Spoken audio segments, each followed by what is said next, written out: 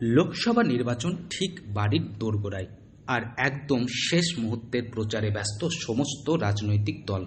কোথাও কোথাও দেখা যাচ্ছে হেভিওয়েট নেতা, আবার কোথাও দেখা যাচ্ছে অভিনেতা অভিনেত্রীরা প্রচারে আসছেন বিভিন্ন দলের বিভিন্ন প্রার্থীর সমর্থনে।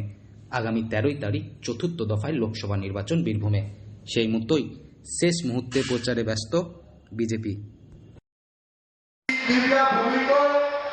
मैं प्रणाम करता हूं।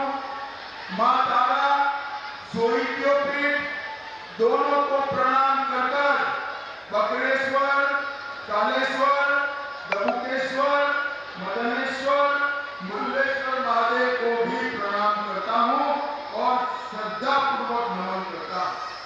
महाकवि चंद्रदास, गुरुवर रविंद्रनाथ ठाकुर, महर्षि देवेंद्रनाथ ठाकुर, तारा शंकर बंदोपाध्याय की इस भूमि को प्रणाम कर मेरी बात की शुरुआत करना चाहता हूं।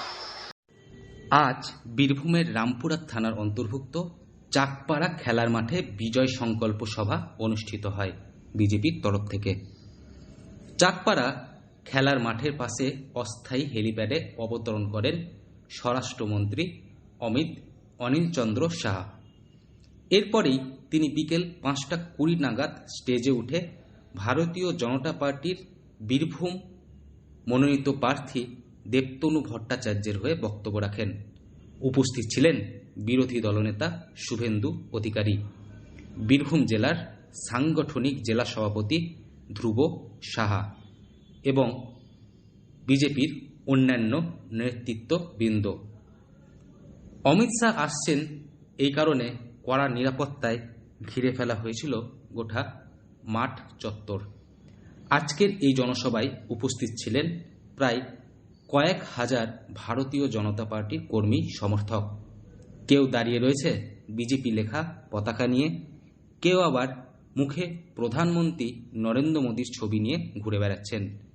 সব মিলিয়ে অমিত শাহকে দেখার জন্য বিজেপির কর্মী এবং সমর্থকদের উচ্ছ্বাস ছিল একদম চোখে পড়ার মতো। স্টেজে উঠেই বক্তব্য রাখেন অমিত শাহ। সেই মুহূর্তে সাধারণ মানুষের মুখে তখন বিজেপির স্লোগান। আজকের এই সভায় প্রায় 12,000 বিজেপির কর্মী এবং সমর্থকরা উপস্থিত ছিলেন। স্টেজে উঠে বক্তব্য রাখতে গিয়ে অমিত শাহ বলেন, বীরভূম জেলার লোকসভা কেন্দ্রের বিজেপির মনোনীত প্রার্থী দেবতনু ভট্টাচার্যকে বিপুল ভোটে জয়ী করতে হবে। বীরভূম থেকে সৌভিক রায় রিপোর্ট, লোকাল 18 বাংলা।